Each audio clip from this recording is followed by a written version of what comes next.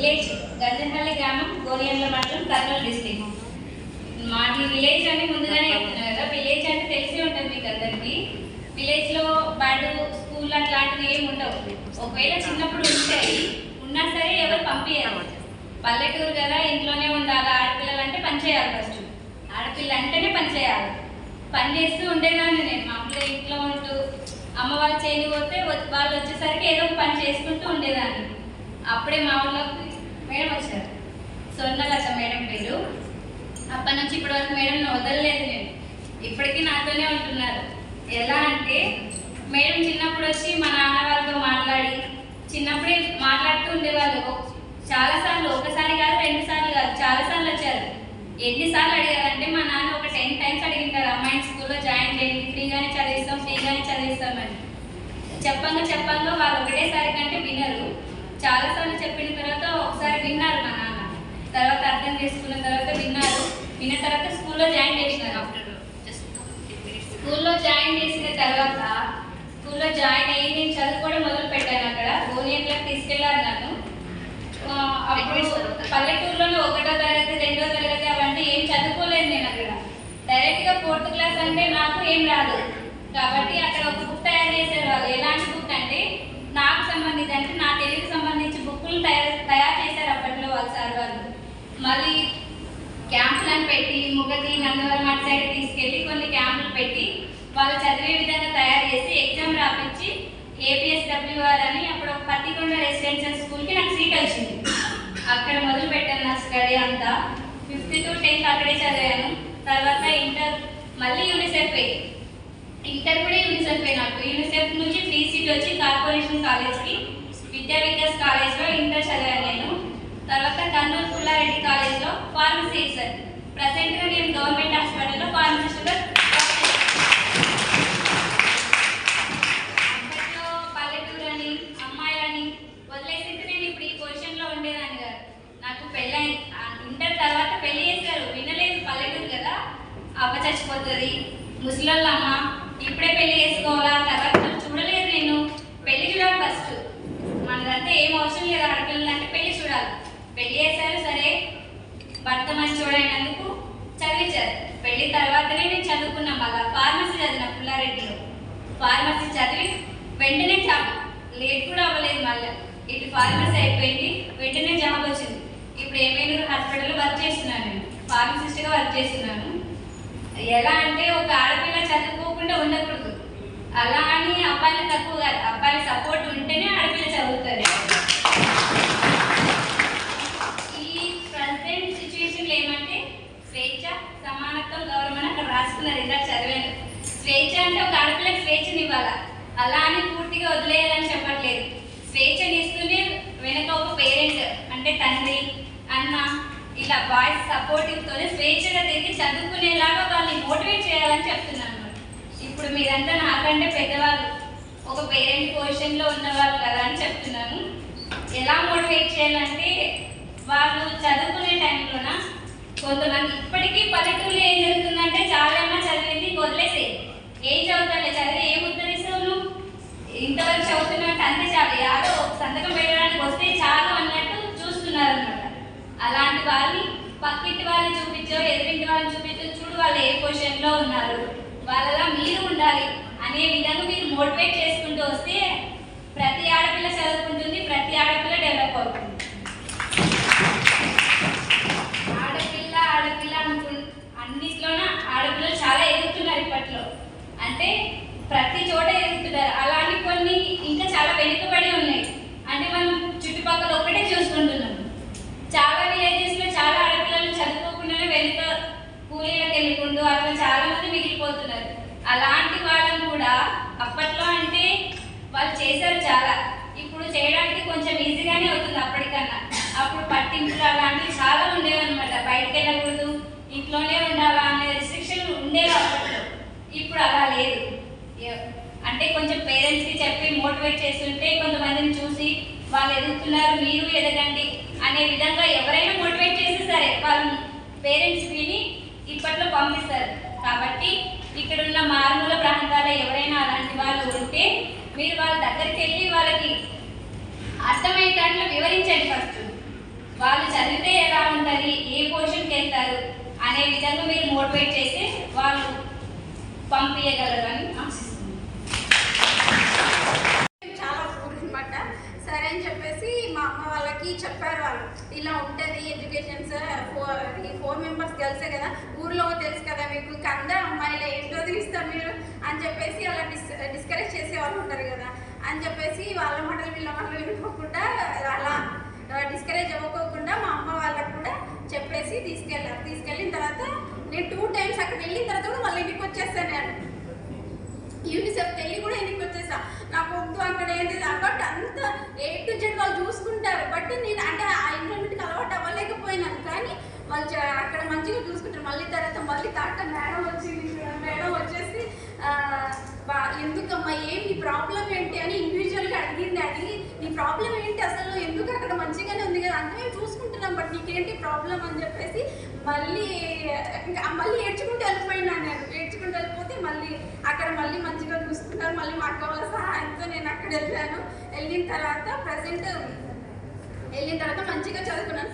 But మాకు తగ్గట్టు మా నాలెడ్జ్కి తగ్గట్టు బుక్స్ ప్రిపేర్ చేసి అందరితో పాటు నేను 2nd క్లాస్ నుంచి డైరెక్ట్ 5th ఎగ్జామ్స్ రాసిన తర్వాత అందరితో పాటే నేను కూడా పాస్ అయ్యి గవర్నమెంట్ APSWR స్కూల్లో సీట్ తెచ్చుకున్న తర్వాత అక్కడ 5th to ఇంటర్ వరకు కంటిన్యూ చేసుకున్న తర్వాత మళ్ళీ మా అక్క కూడా కంటిన్యూ చేసింది. తర్వాత నేను BSc నర్సింగ్ చేశాను.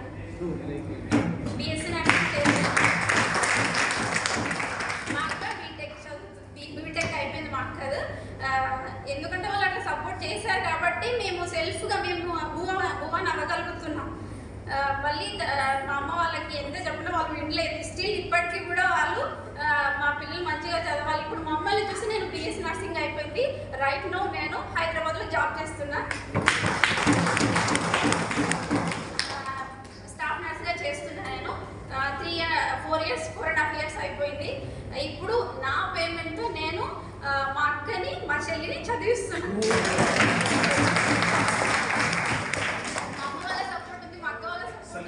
స్టిల్ బట్ నా శాలరీతో నేను సంపాదించి వాళ్ళకి పెట్టడం అంటే అది ఓకే వాళ్ళు ఇచ్చిన గిఫ్ట్.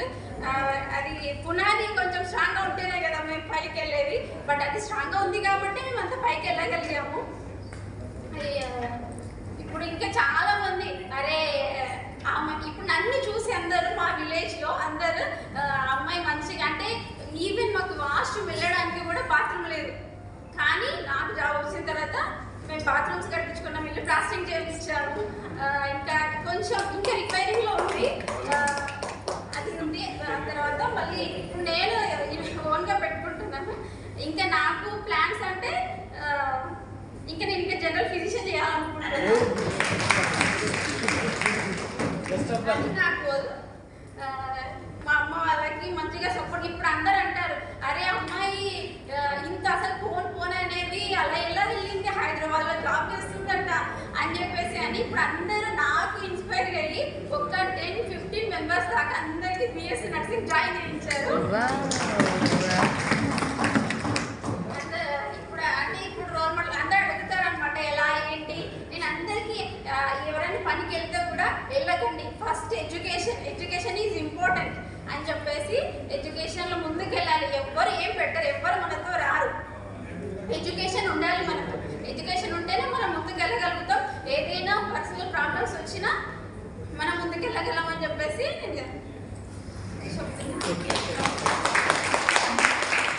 ఎంచుకున్నాం. అండ్ మనం ఎంచుకునే దాంట్లో కూడా ఒక పర్టికులర్ థింగ్ ఉండాలి, అది ఇంపార్టెన్స్ ఉండాలి. అని ఎందుకు ఎంచుకుంటామంటే దీనికి ఎంచుకుంటాను కాబట్టి మన లైఫ్లో యూజ్ అవుతుంది అనే విధానంగా ఎంచుకుంటాను. సో కమాండ్ ది టాపిక్ అనగనగా ఒక ఊరు, ఆ ఊర్లో నేను, ఆ ఊరి పేరే మండ్రాయిలో కూడా నేను నాకు మా మమ్మీ లేదనమాట. చిన్నప్పుడే 5 years ఉన్నప్పుడు చనిపోయింది. సో దట్ వై నేను చాలా మొండిదాన్ని అనమాట.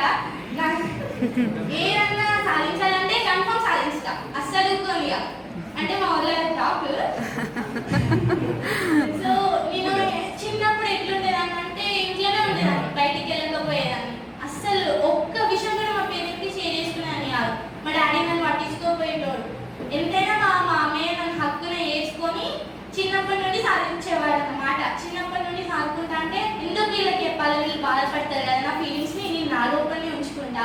ఎవరికి షేర్ చేసుకోను. నా చదివేదో నేనే చదువుకోవాలి, ఎట్లయినా కష్టపడి వాళ్ళ కళల్ని నెరవేర్చాలనుకున్నా కానీ నాకు చదువు రాదు. చెప్పేటోళ్ళు ఎవ్వలేరు, ఇంట్లోనే ఒక్కదాన్ని కుమిలి నేర్చేదాన్ని అన్నమాట. సో కొన్ని రోజుల తర్వాతకి నాకు 6th ఉన్నప్పుడు బాలిక సంఘ అనే టాపిక్ మా ఊర్లో చాలా వచ్చిందన్నమాట. బాలిక సంఘ ఆడపిల్లలకు చాలా యూజ్ అవుతుందని వచ్చింది. ఒక రోజు నేను అన్నం తింటుంటే మా ఆంటీ అన్నది, ఆ బిడ్డ బాలిక సంఘ మీటింగ్ జరుగుతున్నాయంటారా, ఒకసారి వెళ్ళి అనుకోని అన్నది అన్నమాట. సో నేను ఆ రోజు నెక్స్ట్ డే వెళ్ళేసా. అక్క ఇట్లా బాలిక సంఘం పెడుతున్నారా అని చెప్దామని దగ్గరికి వెళ్ళేసరికి నాకు చాలా భయం అవుతుంది. ఎప్పుడు బయటకు వెళ్ళేదాన్ని కాదు, ఆ ఒక్కరోజు బయటకు వెళ్ళేసరికి నాకు భయం అవుతుంది ఆటోమేటిక్గా. సో భయం అయ్యి ఆ అక్క చూసింది, నన్ను చూసింది, ఇంటికి వచ్చింది నెక్స్ట్ డేనే వచ్చి అన్నది, బాలిక సంఘం మీటింగ్ జరుగుతున్నాయి, వీక్లీ వన్స్ జరుపుకుంటాంరా, మీరు రాండి, తప్పకుండా మీరు పార్టిసిపేట్ కావాలని అన్నది. సో ధైర్యంగా వెళ్ళిన. అక్కడికి వెళ్ళినాక నాకు కాలు ఏదో అంటాను అన్నమాట, ఇట్లా ఏమవుతుంది అందరు ఉన్నారు, నాకు సైకిలింగ్ వస్తాను, ఎప్పుడు బయటికి వెళ్ళాను ఒకటేసారి బయటికి వెళ్తున్నా కాబట్టి కొంచెం అధైర్యంగా ఉన్నాను. కానీ నెక్స్ట్ డే ఆ రోజు నేను ఏం నేర్చుకున్నా అంటే ఫస్ట్ టాపిక్ లైఫ్లో ఎట్లా సక్సెస్ కావాలి, అసలు సక్సెస్ కావడానికి కొన్ని రీజన్స్ ఉండాలి అని నేర్చుకున్నా ఫస్ట్ డే. తర్వాతకి అక్కడ నాకు చిన్న చిన్న హెల్ప్ చేయడం స్టార్ట్ చేసింది. ఇంగ్లీష్ ఎట్లా మాట్లాడాలి, ఇతరులతో ఎట్లా ఉండాలి, ఎవరితో ఎట్లా మాట్లాడాలి, ఎవరికి ఎట్లా గౌరవం ఇవ్వాలి, అసలు సొసైటీ అంటే ఏంటి, సొసైటీలో మనం ఏం చేయగలుగుతాం. ఇప్పుడు నేను ఫస్ట్ నేర్చుకున్నది ఏంటంటే కొన్ని రోజుల తర్వాతకి గర్ల్స్ డామినేషన్ తక్కువ ఉన్నదన్నమాట. ఎప్పుడైనా ప్రతి దాంట్లో ఫస్ట్ ఉండేది మేల్, తర్వాతకి ఫీమేల్. మేల్ ఫీమేల్ కదా ఏమవుతుంది అని అనుకునే వాళ్ళంటే అప్పుడు.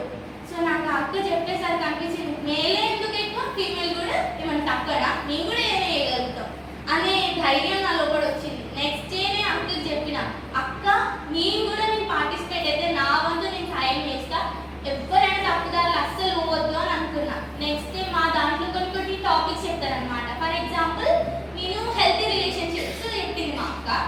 నేను హెల్తీ రిలేషన్షిప్స్ అంటే ప్రతి ఒక్కరి లైఫ్లో కొన్ని రిలేషన్షిప్స్ ఉంటాయి, ఎవరితో చెడు రిలేషన్షిప్ ఉంటే మంచి రిలేషన్షిప్ ఉంటుంది. మనం ఎప్పుడైనా ఏ రిలేషన్షిప్ ఎంచుకుంటాం, మంచి రిలేషన్షిప్ని ఎంచుకుంటాం. మనం ఎప్పుడైనా అన్హెల్తీ రిలేషన్షిప్కి దూరంగా ఉంటాం కాబట్టి నాకు తెలియదుగా, నేను ఇంట్లో ఉంటే కానీ కాబట్టి ఎవరు హెల్తీ రిలేషన్షిప్, ఎవరి అన్హెల్తీ రిలేషన్షిప్ అసలు ఎట్లా గుర్తించవచ్చు అని అనుకున్నా.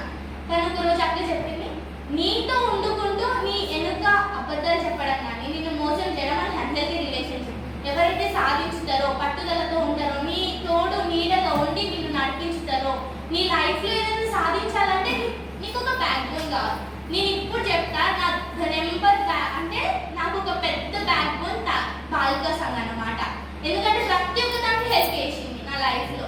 ఈవెన్ ఇంగ్లీష్లో స్పీకింగ్ నేను ఎంత ఫ్లూయెంట్గా మాట్లాడతానో అంత ఫ్లూయెంట్గా మాట్లాడతాయి ఒక బాలిక సంఘం మీటింగ్స్ వల్లనే అంత నాకు జరిగింది. నా లైఫ్లో మెయిన్గా నేను ఇంగ్లీష్ ఏంటంటే క్వశ్చనింగ్, ఏదైనా తప్పు ఉంటే నేను ఎంబడినే క్వశ్చన్ చేస్తా, అది ఎందుకు చేసినావు అది తప్పు. మా స్కూల్లో నేను అంటే ఇప్పటికీ భయపడతారు, జ్యోతక్క చూసి నాకు ఏమైనా తిడతారు అర్థం అంటారు అన్నమాట. సపోజ్ వాళ్ళు వేరే ట్రాక్తో వెళ్తున్నారంటే ఆటోమేటిక్గా వస్తుంది జ్యోతక్కున్న తప్పు చేయొద్దు అనే థింకింగ్ వాళ్ళ మైండ్లో మెదులుతుంది అన్నమాట. సో అట్లా చాలా హెల్ప్ చేసింది. అట్లనే మా ఊర్లో స్ట్రీట్ లైట్స్ చాలా ప్రాబ్లమ్, స్ట్రీట్ లైట్స్ అస్సలు లేకపోవడంతో మేము మా గ్రూప్లో ఒకసారి మీటింగ్ పెట్టుకొని స్ట్రీట్ లైట్స్ లేవు కదా, ఎలాగైనా ఇలా సొల్యూషన్ ఏదో ఒకటి అనుకోవాలని అనుకున్నాం. సో అనుకోవడం వల్ల నేను చెప్పిన సొల్యూషన్ ఏంటంటే సర్పంచ్కి లెటర్ ఇద్దాం, మేబీ సాల్వ్ అవుతుంది కావచ్చు. మేము కూడా ప్రయత్నించినాం. గ్రామ పంచాయత్ మీటింగ్ అయ్యే రోజే మేము రిపోర్ట్ రాసాం, స్ట్రీట్ లైట్స్ కావాలని అనగానే వితిన్ వీక్లో మాకు స్ట్రీట్ లైట్స్ తెప్పించారు. అప్పుడు మమ్మల్ని అందరిని అప్రిషియేట్ చేశారు, మీరు బాలికా సంఘం వెళ్తున్నా ఎందుకు కానీ. ఒకరోజు ఏమైందంటే రోజు మేము నైట్ వస్తుంటే ఎక్కడికి వెళ్ళి వస్తున్నారు, మీరు ఎందుకు వెళ్తారు, మీకు అవసరమా, ఇంత ఏజ్లో ఎందుకు, మీకు అసలు వెళ్ళే అవసరం మీకు ఎవరిచ్చిళ్ళు, మీ పేరెంట్స్ పంపుతారా అని అన్నారు. బట్ మేము అక్కడిని ఎవరినే చెప్పాం, అసలు మీరెవరు, మీరు మా పేరెంట్సా, మిమ్మల్ని అడగడానికి హక్కు ఎవరు ఇచ్చిల్లని మేము అన్నాం. అంటే అన్నారు కదా, హక్కు ఇవ్వకుండా ఆడపిల్లలు బయట తిరగొద్దని అన్నారు. ఎందుకు తిరగొద్దు, మేలుతో సమానం, పురుషులతో సమానం మహిళ అట్లనే ఆడపిల్లలు కూడా బయట తిరగవచ్చు, కానీ తప్పు దారిలో వెళ్ళరు అనే నమ్మకం మేము కలిగించినాం మా ఊర్లో. ఇప్పటికీ మమ్మల్ని అప్రిషియేట్ చేస్తారు అనమాట. అరే ఏం కాదు, ఆడపిల్లలు వెళ్ళాలి, ఆడపిల్లలకు కూడా స్వేచ్ఛ ఉండాలి అట్లాంటి స్వేచ్ఛను కలిగించింది బాలిక సంఘం meetings. I'm proudly say that బాలిక Saubhagya studying 10th class Jilla Budget Girls High School. Let us remember one thing: empower the girl child is synonymous with the empower the nation. I am a girl. I am not an ordinary girl. I am a Sakhi member who representing Vizianagaram in the G20 co-branded event for Sakhi program, strengthening the adults and girls in the form of health initiatives, knowledge initiatives. I have a right to question every man in this district or in this world. Is your wife is born for cooking? Is your sister only born for giving birth? Is your daughter is living for domestic purpose cleaning? Every man and every human being should remember one thing: your wife is the daughter of another man. Your daughter is wife of another man. It's true.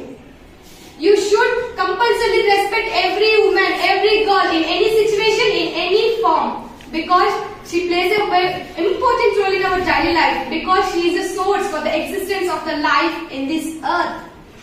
This is the time to discuss, not for what type of problems women face today, if a girl face today, not. What is your participation in Save the Girl? What is the society, community participation in Save the Girl? What is my role in the Save Girl as a girl? First, your participation. Your participation first starting from your home, because she need your encouragement. She need your support. If you encourage her, if you believe herself from your encouragement, she become unstoppable in any field. You can compare it to the boy.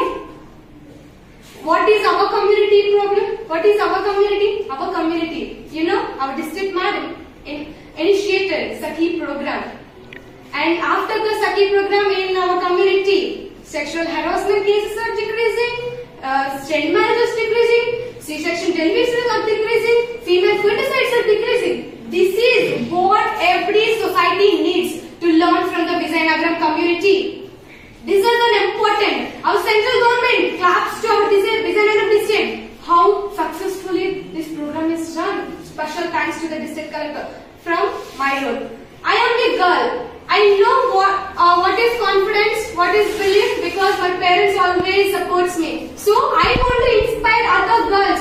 Please come out, speak up for yourself, because you are the leader of your life, because you are the voice of your own. If you are believe in yourself, if you improve your education, improve your confidence level, improve your skills and education, you become unstoppable in any kind of field. Women are working as parents. Women now are the girls are working as a defense academies, because they are fully confident. They have a fully strength. So hope you understand. Prepare for your better future, because this is our life. This is our journey. Thank you. This precious opportunity.